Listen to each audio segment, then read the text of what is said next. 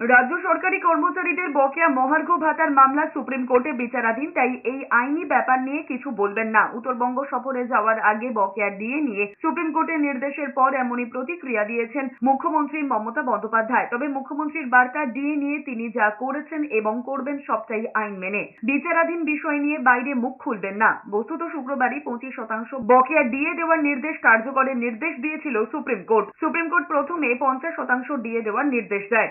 আপত্তি জানিয়ে রাজ্য জানিয়েছিল এত বিপুল পরিমাণ টাকা দিতে গেলে কোমর ভেঙে যাবে রাজ্যের। এরপরই 2009 থেকে 2019 এই সময়কালে 25% বকেয়া ডিএ 4 সপ্তাহের মধ্যে দিয়ে দেওয়ার নির্দেশ দেয় সুপ্রিম কোর্ট। বাকি বকেয়া ডিএ নিয়ে চূড়ান্ত শুনানি হবে অগস্টে।